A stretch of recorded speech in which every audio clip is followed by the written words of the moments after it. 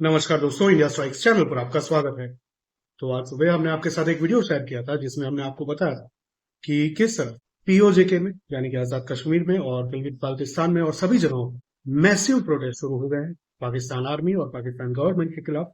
और उनका जो मेन मुद्दा है वो ह्यूमन राइट्स का है, जहां पर उन लोगों का ये कहना है कि पाकिस्तान की गवर्नमेंट उन लोगों के ऊपर ध्यान नहीं दे रही। वे लोग पिछले 1 साल से ज्यादा से इसके ऊपर बातचीत कर रहे हैं और प्रोटेस्ट कर रहे हैं पीसफुली, लेकिन फिर भी उनकी बात सुनी नहीं जा रही। तो आखिरकार उनकी जो आवाम है, उनकी जो पब्लिक है, उन लोगों का जो धैर्य है वो टूटता जा रहा है और अल्टीमेटली वायलेंट प्रोटेस्ट के रूप में वो बाहर आ रहा है। इसी के ऊपर हमने आपके साथ सुबह का एक वीडियो शेयर किया था। लेकिन ये जो पूरी गतिविधियां हो रही हैं वो सिर्फ पीओजे के या गिलगित बाल्टिस्तान में ही नहीं हो रही। इससे जुड़ी हुई गतिविधियां हो रही हैं ब्रिटेन में, यानी कि यूके में। वहां पर ज्वाइंट अवामी एक्शन कमेटी के एक्स चेयरमैन रहते हैं और उन्होंने वहां पर भी, यूके में भी, ब्रिटेन में भी जितने भी पीओजे के और पीओके के मेंबर्स हैं और जितनी भी पार्टीज हैं, उन लोगों को कॉल दी है कि वे लोग जाकर पाकिस्तानी कॉन्सुलेट जो ब्रिटेन में है उसके सामने प्रदर्शन करें और उसके सामने अपनी आवाज उठाएं और पाकिस्तान की सरकार को एक्शन लेने पर मजबूर करें। अब ये जो साजिद राजा है उसकी पहले आपको वो स्पीच सुनाते हैं और बाद में बताएंगे कि ये एग्जैक्टली किस तरह की मेंटालिटी रखते हैं और ये इंडिया के बारे में, भारत के बारे में क्या सोचते हैं और पाकिस्तान के बारे में क्या सोचते हैं। तो वीडियो को अंत तक जरूर देखें। आइए सुनते हैं सबसे पहले रिसेंटली उन्होंने जो इस पर्टिकुलर प्रोटेस्ट को लेकर जो स्पीच दी है वो। अस्सलाम वालेकुम रहमतुल्लाह। नाजरीन, मैं सजाद राजा मुखातब हूँ बरतानिया से, नेशनल इक्वालिटी पार्टी JKGBL की फॉरेन अफेयर्स कमेटी का सदर। जैसा कि आप सबको मालूम है कि POJK के अंदर लगभग 1 साल से अवाम सरापा एहतजाज हैं। एक पुरअमन एहतजाज लोग अपने मसाइल और मुश्किलात के हवाले से कर रहे हैं। इस ज़िमन में ज्वाइंट अवामी एक्शन कमेटी बनाई गई जिसके प्लेटफॉर्म से पुरअमन एहतजाज का सिलसिला लोगों ने जारी रखा। यह एहतजाज इतना पुरअमन और इतना ऑर्गेनाइज्ड है कि इस पूरे एहतजाज के दौरान, इस पूरे 1 साल के दौरान किसी दरख्त से एक पत्ता तक नहीं टूटा और अवाम ने एक पत्थर तक किसी सड़क पे नहीं फेंका। लेकिन जब हमारे मुतालबात तस्लीम नहीं किए गए, ज्वाइंट अवामी एक्शन कमेटी के 3 मुतालबात हैं। अवाम को बिजली पैदावारी लागत पे फराम की जाए, जो मीरपुर डैम की पैदावारी लागत है उस पे बिजली फराम की जाए, आटा उस रेट पे मुहैया किया जाए जो कश्मीर वादी में लोगों को भारत जिस रेट पे फराम कर रहा है, और अशराफिया और हुक्मरान मुजफ्फराबाद में बैठा हुआ 53 का टोला जो अपनी अयाशियों पे कौमी वसाइल सर्फ कर रहा है, उनकी अयाशियों को बंद किया जाए। तो ये ऐसे मुतालबात हैं जिन पे POJK का हर शहरी ज्वाइंट अवामी एक्शन कमेटी के साथ खड़ा है। लेकिन जब ये मुतालबात तस्लीम नहीं किए गए तो अब ज्वाइंट अवामी एक्शन कमेटी ने 11 मई को मुजफ्फराबाद की तरफ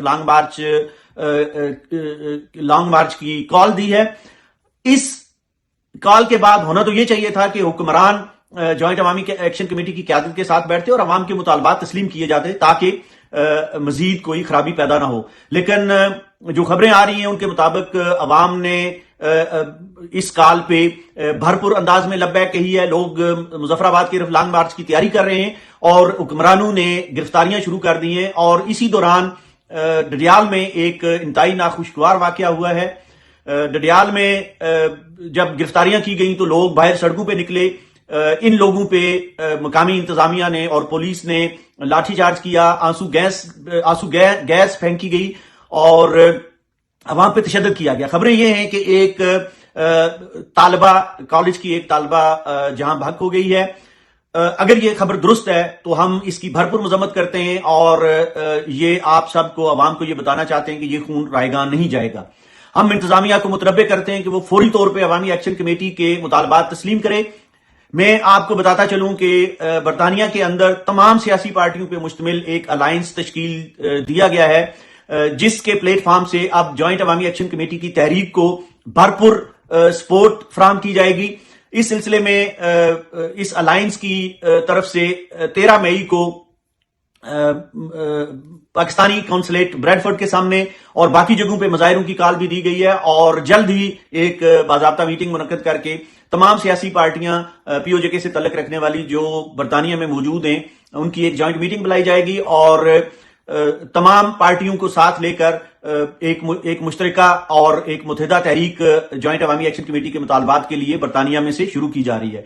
मैं अवाम से अपील करूंगा कि वो मुत्तहिद रहें। लॉन्ग मार्च की कॉल जो मुजफ्फराबाद की तरफ है उस पर अमल किया जाए और गिरफ्तारियों से बचा जाए। पुलिस के साथ अपनी तरफ से कोई ज्यादती नहीं होनी चाहिए, अपनी तरफ से कोई पहल ना करें, लेकिन अगर पुलिस लोगों को गिरफ्तार करने की कोशिश करती है तो मजामत की जाए। अगर पुलिस लाठीचार्ज करती है या आंसू गैस का इस्तेमाल करती है तो फिर ज़ाहिर है अवाम को जवाब देना पड़ेगा।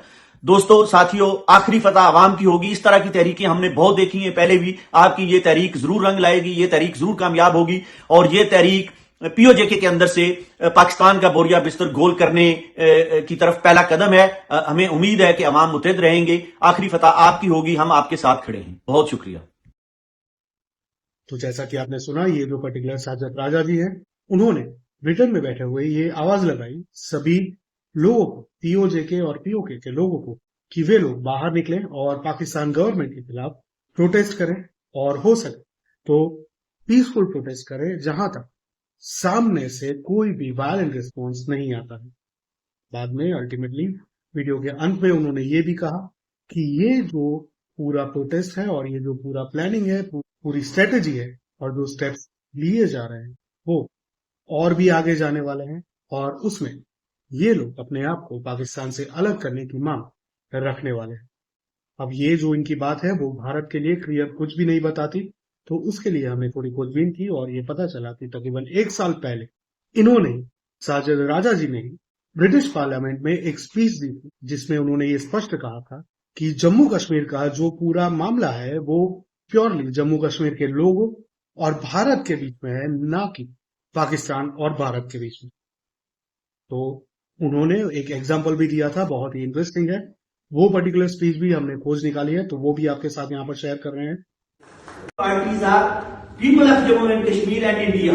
Pakistan is not a legitimate party to this dispute. Pakistan has been given this legitimacy by Indian government. We invited India to come and rescue us, and instead what they did, they went to the United Nations on 1st of January 1948, and there in United Nations they agreed to the formula which was presented by Western forces and agreed that Pakistan is a legitimate party to the dispute. If I enter this room with guns, with my friends, with guns in my hands and grenades, and I occupy this room, would you consider me as a legitimate party later on when it's being considered that I should be thrown out of this parliament house? So these are different standards for us and different standards for the Western world and for others. So it has been too long. I apologize. I'm sorry.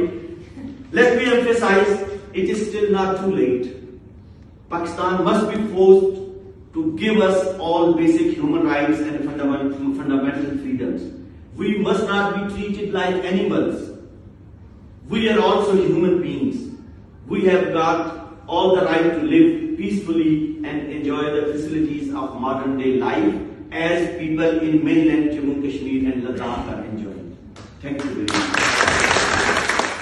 तो जैसा कि आपने सुना, साजिद राजा जी ये मानते हैं और साथ ही में उनके साथ भी जो लोग हैं वो ये मानते हैं कि हाल में जो पीओजेके है, यानी कि पाक ऑक्यूपाइड जम्मू कश्मीर और गिलगित बाल्टिस्तान का जो विस्तार है वो ओरिजिनली भारत का हिस्सा होना चाहिए था, जिसको 1948 में यूनाइटेड नेशंस में भारत की तब की सरकार द्वारा ले जाया गया और इसमें पाकिस्तान को नॉनसेंसिकली एक पार्टी बना दिया गया।